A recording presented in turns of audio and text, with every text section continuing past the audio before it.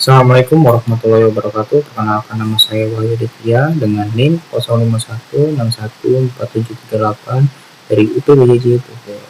Materi tugas 1 Pancasila MKWN 4110. Sejarah lahirnya Pancasila. Sejarah lahirnya Pancasila sebagai landasan falsafah negara sebagaimana termaktub dalam pembukaan UUD 1945 tidak dapat dipisahkan dari peran dan sumbangan pemikiran I.R. Soekarno. Betapapun orang berbeda pendapat dan pendirian dengan beliau di bidang politik semasa hidupnya, namun semua mengakui jasa Bung Karno sebagai perintis kemerdekaan, proklamator dan Presiden RI pertama, serta pimpinan besar negara Indonesia. Di samping Soeharto, Bung Karno mempunyai peran besar dalam membentuk bangsa dan negara Kesatuan Republik Indonesia yang berdasarkan Pancasila. Membicarakan peran Bung Karno sebetulnya bukan hanya pada 1 Juni 1945. Sejarahnya mencatat Bung Karno adalah Ketua Panitia 9 Badan Penyelidik Usaha-Usaha Persiapan Kemerdekaan Indonesia (PPUPKI) dan penandatangan Piagam Jakarta tanggal 22 Juni 1945. Selain itu, pengesahan Undang-Undang Dasar Negara Republik Indonesia dalam sidang Panitia Persiapan Kemerdekaan Indonesia (PPKI) sehari setelah proklamasi juga tidak lepas dari peran Bung Karno sebagai Ketua PPKI. Pertanyaannya, apakah penggunaan istilah Pancasila 1 Juni 1945 sudah menandai untuk menghargai jasa-jasa Bung Karno? Dalam konteks mengenang peran Bung Karno sebagai penggali Pancasila, tidak ada masalah, tetapi perlu diketahui fondasi negara Pancasila berketuhanan yang Maha Esa dan menempatkan agama sebagai unsur penting dalam kehidupan bernegara sebelum mengkristal pada tanggal 1 Juni 1945. Sejarah Pancasila melalui 3 fase penting, yaitu pertama dimulai dari 1 Juni 1945. Kedua tanggal 22 Juni 1945 dan ketiga mencapai bentuk final pada 18 Agustus 1945. Sejarah mencatat PPKI dalam sidangnya hari Sabtu 18 Agustus 1945 mengambil keputusan 1.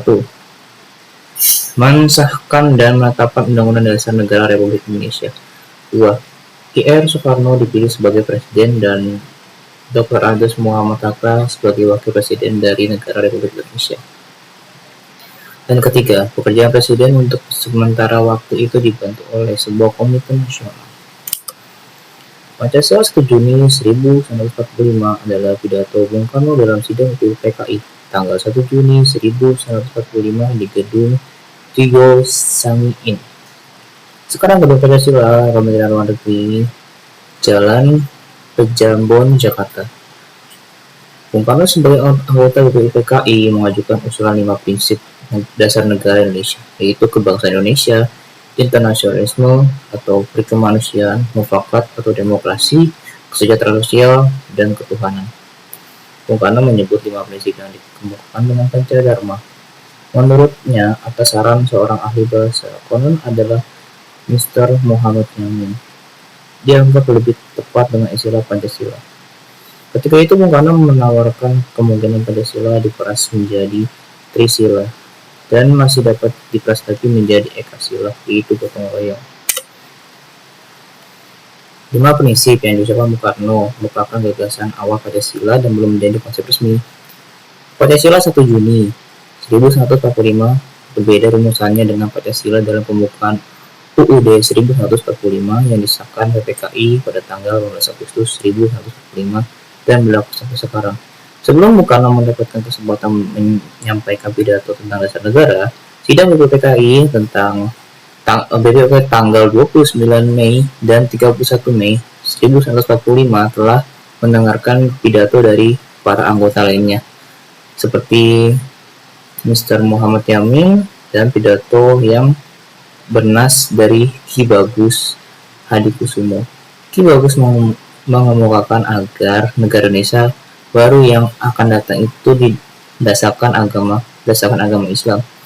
Di atas petunjuk Al-Quran dan hadis agar menjadi negara yang tegak dan teguh serta kuat dan kokoh. Ketua Pengurus Besar Muhammadiyah itu mengingatkan bahwa sudah 6 abad Islam menjadi agama kebangsaan Indonesia dan 13 sebelum Belanda menjajah di sini. Hukum Islam sudah berlaku di Indonesia. Pada tanggal 31 Mei 1945, sidang PPKI menyimak pidato tentang rancangan dasar negara dari Mr. Supomo. Adapun pidato Mr. Muhammad Yamin dalam sidang PPKI tanggal 29 Mei 1945 mengemukakan 5 asas sebagaimana dimuat dalam buku naskah persiapan Undang-Undang Dasar 1945, yaitu peri kebangsaan, peri ketuhanan, kesejahteraan rakyat, dan peri kemanusiaan, dan peri kerakyatan. Dalam pidato Bung Karno tanggal 1 Juni 1945, 10 kali ia mengutip pidato Ki Bagus Hadikusumo yang diucapkan sebelumnya di muka sidang BPUPKI 31 Mei 1945. BPUPKI membentuk panitia kecil atau dikenal sebagai panitia 9 untuk mendapatkan satu modul vivendi, suatu persetujuan antara golongan Islam, golongan kebangsaan di dalam satu rancangan pembukaan hukum dasar negara. Dalam rancangan pembukaan preambul Undang-Undang Dasar hasil musyawarah panitia 9 yang ketuanya adalah juga Bung Karno, rumusan Pancasila tanggal 1 Juni 1945 disempurnakan. Prinsip kelima yaitu ketuhanan ditempatkan menjadi urutan pertama dan beberapa perubahan lainnya. Sidang BPUPKI tanggal 22 Juni 1945 mengambil keputusan menerima rumusan panitia 9 sebagai rancangan pembukaan Undang-Undang Dasar. Mr. Muhammad Yamin mengusulkan nama Piagam Jakarta. Rumusan Pancasila dalam Piagam Jakarta ialah ketuhanan dengan kewajiban menjalankan syariat Islam bagi pemeluk-pemeluknya, kemanusiaan yang adil dan beradab, persatuan Indonesia, kerakyatan yang dipimpin oleh hikmat kebijaksanaan dalam pemusyawaratan perwakilan, dan keadilan sosial bagi seluruh rakyat Indonesia. Prof. Mr. Kasman Singodimedjo, seorang tokoh Islam dan mantan anggota PPKI, dalam ceramah Ramadan tanggal 17 Agustus 1979 di Masjid Arif Rahmat Hakim, kampus UI di Salemba, Jakarta, mengatakan kemerdekaan RI dicetuskan pada tanggal 17 Agustus 1945 jam 10 pagi oleh Bung Karno dan Bung Hatta atas nama bangsa Indonesia. Apa yang tersedia pada tanggal 17 Agustus 1945 itu yang tersedia adalah rancangan Undang-Undang Dasar dan Piagam Jakarta Charter. Karena piagam sudah dibuat tanggal 20 Juni 1945 oleh panitia 9. Mengenai Piagam Jakarta, saya kira penting digarisbawahi keterangan dari Prof. Dr. Muhammad Yamin, salah satu tokoh pendiri negara Republik Indonesia dan pahlawan nasional Mahaputra, dalam bukunya berjudul Proklamasi dan Konstitusi Republik Indonesia. Menurut Yamin, Piagam Jakarta berisi garis-garis pemberontakan melawan imperialisme, kapitalisme, dan fasisme, serta memuat dasar pembentukan dasar negara Republik Indonesia. Piagam Jakarta yang lebih tua dan dari perdamaian San Francisco 26 Juni 1945 dan kapitulasi Tokyo 15 Agustus 1945 itu ialah sumber berdaulat yang memancarkan proklamasi kemerdekaan dan konstitusi Republik Indonesia. Piagam Jakarta itulah yang menjadi muka dimah preambul konstitusi RI serta Undang-Undang Dasar 1945. Disusun menurut filosofi politik yang ditentukan di dalam piagam persetujuan itu. Piagam Jakarta berisi pula kalimat proklamasi kemerdekaan Indonesia yang dinyatakan tanggal 17 Agustus 1945 itu. Piagam Jakarta itulah yang melahirkan proklamasi dan konstitusi. Piagam Jakarta merupakan konsensus nasional tentang dasar negara. Pancasila lahir dari peradaban pendapat dan keterbukaan wakil-wakil rakyat Indonesia yang duduk dalam Badan Penyelidikan Usaha-usaha Persiapan Kemerdekaan Indonesia dan Panitia Persiapan Kemerdekaan Indonesia. Prawoto Mangkusasmito dalam buku Perubahan Historis Rumus Dasar Negara dan sebuah proyeksi menulis Pancasila sebagai dasar negara untuk pertama kali mendapatkan rumusnya yang lengkap pada tanggal 22 Juni 1945 dalam satu dokumen yang disusun dan ditandangani oleh sebuah panitia terdiri dari 9 orang anggota Badan Penyelidik, yaitu I.R. Soekarno, Dr.S. Mohatta, Mr. A. Amar Ramis, Abdi Kusno, Joko Sujoso, Abdul Kahar Mukzakir, Haji Agus Salim, Mr. Ahmad Subarjo, Wahid Hasim, dan Mr. Muhammad Yamin. Panitia kecil dibentuk oleh rapat yang dihadiri 38 anggota Badan Penyelidik yang ada di Jakarta pada tanggal 20 Juni 1945 itu. Dan rapat tersebut dipimpin oleh I.R. Soekarno. Rumusan Pancasila yang pertama itu kemudian terkenal dengan nama Piagam Jakarta atau Jakarta Charter.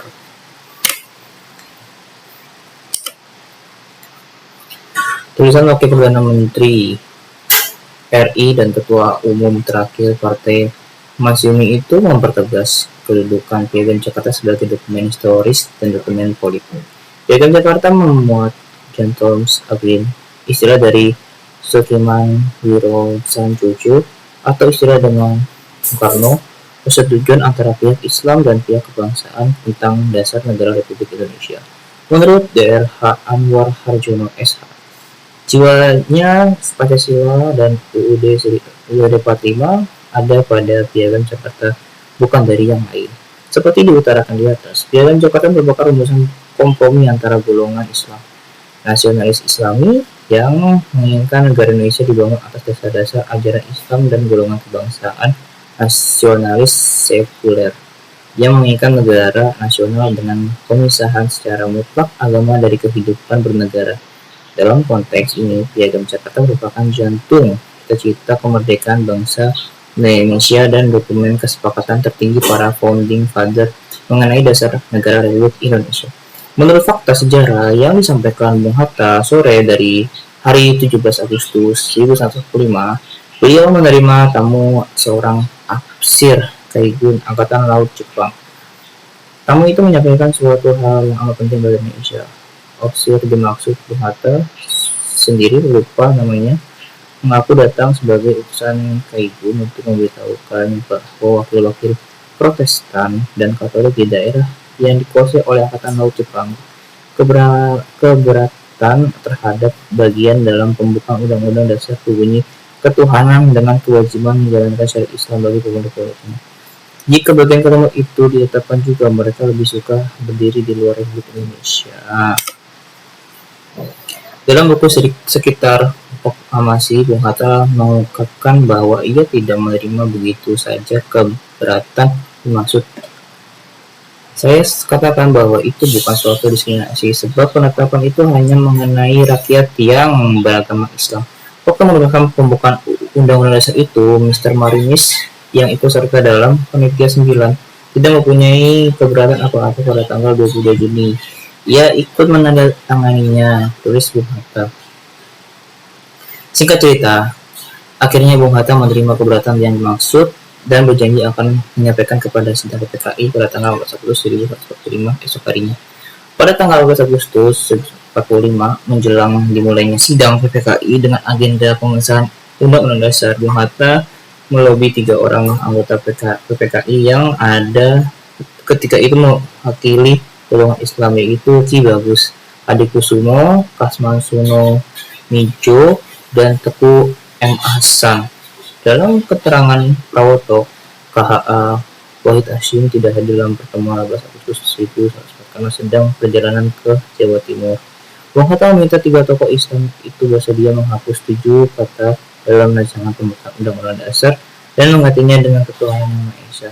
Ki Bagus Adikusumo, pucuk pimpinan Muhammadiyah, satu-satunya eksponen perjuangan Islam yang paling senior di waktu itu, semula keberatan mengingat rumusan kalimat mengenai kewajiban menjalankan syariat Islam bagi pemeluk-pemeluknya merupakan hasil musyawarah mufakat dalam sidang BPKI 20 Juni 1945. Kasman Suno Mijo dan Teku M. Hasan membujuk Ki Bagus agar menerima saran Bung Hatta karean Keputusan terakhir ada pada Ki Bagus Hadikusumo. Dalam buku Hidup Itu Berjuang, Kasman Sungotimejo mengemukakan perubahan 7 kata rumus ketuhanan. Itu amat penting karena Yang Maha Esa menentukan arti dari ketuhanan. Pancasila kini secara kirios menjadi filsafat negara ketika itu. Tidak mengenal ketuhanan sembarangan ketuhanan. Sekali lagi, bukan ketuhanan sembarang ketuhanan, tetapi yang dikenal oleh Pancasila ialah ketuhanan Yang Maha Esa. Bung Hatta sendiri pada bulan Juni dan Agustus 1945 menjelaskan bahwa Tuhan Yang Maha Esa itu ialah Allah, tidak lain kecuali Allah. Kesedihan Ki Bagus Hadikusumo menghapus 7 kata terkait dengan syariat Islam menjadi kunci pengesahan pembukaan UUD 1945 yang memuat prinsip dasar negara Pancasila. Bung Hatta yang bertanggung jawab atas dihapusnya 7 kata pada Piagam Jakarta agar Indonesia tidak terpecah sebagai bangsa menjelaskan. Pada waktu itu kami dapat menginsafi bahwa semangat Piagam Jakarta tidak lenyap dengan menghilangkan perkataan ketuhanan dengan kewajiban menjalankan syariat Islam bagi pemeluk-pemeluknya dan menggantinya dengan ketuhanan Yang Maha Esa. Prawoto Mangkusasmito beberapa tahun kemudian bertanya kepada Ki Bagus Hadikusumo tentang arti istilah ketuhanan Yang Maha Esa. Jawab itu singkat saja, yaitu tauhid. Hal yang sama dikonfirmasi pula pada Mr. Teguh M. Hasan, saksi sejarah yang hadir dalam pertemuan 18 Agustus 1945. Tokoh asal Aceh itu tidak membuatnya. Konsiderans Herika Presiden tanggal 5 Juli 1959 tentang kembali pada Undang-Undang Dasar 1945 menyatakan bahwa kami berkeyakinan bahwa Piagam Jakarta tertanggal 22 Juni 1945 menjiwai Undang-Undang Dasar 1945 dan adalah merupakan suatu rangkaian kesatuan dengan konstitusi tersebut. Tokoh Islam dan mantan Menteri Agama K.H. Saifuddin Zuhri dalam kata pengantar buku Piagam Jakarta karya Endang Saifuddin Ansari mengemukakan Piagam Jakarta tidak kehilangan fungsinya maupun peran sebagai alat pemersatu seluruh bangsa Indonesia seperti pernah diucapkan oleh Presiden Soekarno dalam rapat peringatannya lahir Piagam Jakarta pada tanggal 20 Juni 1945 di Istora Jakarta. Dan 9 tokoh nasional yang datangan di Piagam Jakarta itu sendiri pun merupakan Prakat Persatuan Bangsa Indonesia.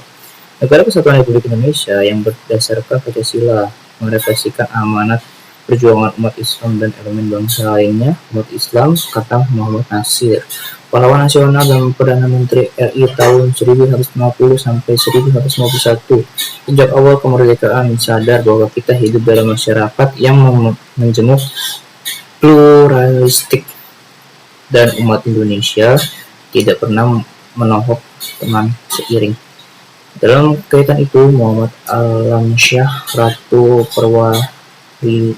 Perwira Negara, tidak pernah semasa menjabat Menteri Agama mengeluarkan pernyataan Pancasila adalah pengorbanan dan hadiah terbesar umat Islam untuk persatuan dan kemerdekaan Indonesia.